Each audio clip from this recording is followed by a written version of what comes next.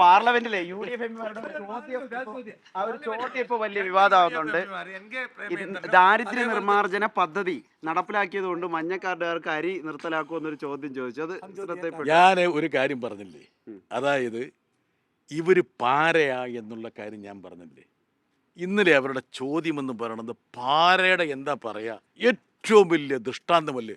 എന്താ കാരണം, നിങ്ങൾ എന്തുകൊണ്ട് കേരളത്തിലെ ജനങ്ങളുടെ റേഷൻ നിർത്തലാക്കുന്നില്ല? കണ്ടില്ലേ, അവിടെ തീവ്ര ദാരിദ്ര്യം ഇല്ലാതായപ്പോഴും നിങ്ങൾ എന്തിനാണ് കേരളത്തിലെ ജനങ്ങൾക്ക് റേഷൻ കൊടുക്കുന്നത്? ഈ റേഷൻ കാർഡുകൾ റദ്ദ് ചെയ്യുമോ? എന്തുകൊണ്ട് റദ്ദ് ചെയ്യുന്നില്ല? എപ്പോൾ റദ്ദ് ചെയ്യും? കേരളത്തോട് എന്തെങ്കിലും തരത്തിൽ താല്പര്യമുള്ള ഒരു ജനപ്രതിനിധി ഇങ്ങനെയൊരു ചോദ്യം ചോദിക്കുമോ? ഇത് തന്നെയാണ് നേരത്തെ സംഭവിച്ചത്. അതായത് സമഗ്ര ശിക്ഷയായി ബന്ധപ്പെട്ട് അത് ഞാൻ പറഞ്ഞുതരാം. നിങ്ങൾ എന്തുകൊണ്ട് ഫണ്ട് തടയുന്നില്ല എന്നുള്ള ചോദ്യമാണ്.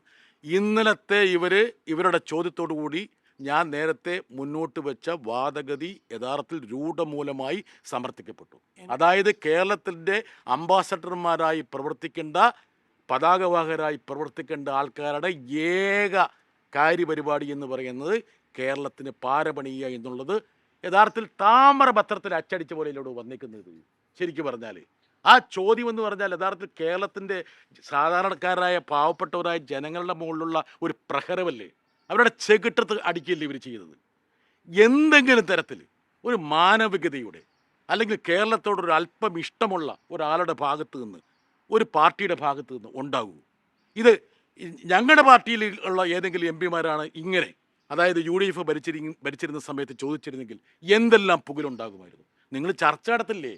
ഒന്നുമില്ലാതെ വെറുതെ ചർച്ച നടക്കുന്നില്ലേ? ഒരു ചർച്ച ഇതിന്റെ മുകളിൽ വെച്ചു കൊടുക്കുന്നത്. ഞാൻ ചർച്ച പങ്കെടുക്കാൻ വരാം. ശബരി പാതയിൽ ജബി മേത്തറിന്റെ ചോദ്യം അതുപോലെ ആയിരുന്നില്ല? അങ്ങ് അവിടെ പ്രതിഷേധിക്കുന്ന ശബ്ദം കേൾക്കുന്നുണ്ട്. എന്താ കാരണം? അതിനകത്ത് ഒരു കാര്യം മനസ്സിലാക്കണം. ഇതിൽ നമ്മൾ ഒരുപാട് നീട്ടി പറഞ്ഞാൽ പിന്നെ നിങ്ങൾക്ക് ബുദ്ധിമുട്ടാവും. പക്ഷേ ഞാൻ ഒരു കാര്യം പറയാം. ഈ ശബരിപാതയുടെ ചരിത്രം എന്താ?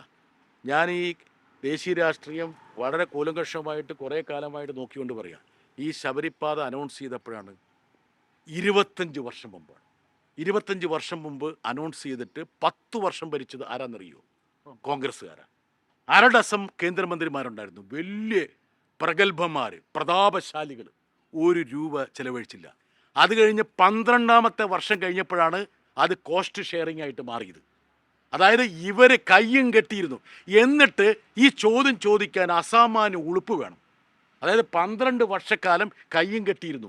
25 വർഷത്തെ പശ്ചാത്തലമുള്ളതാണ്. ഇക്കാര്യങ്ങളൊക്കെ ഞങ്ങൾ കൃത്യമായി ഗ്രഹപാഠം ചെയ്യുന്ന ആൾക്കാരാണ്. അല്ലാതെ കേരളത്തിന് വേണ്ടി പാര വെക്കാൻ വേണ്ടി മാത്രമല്ല ഇവിടെ ഞങ്ങൾ പ്രവർത്തിക്കുന്നത്.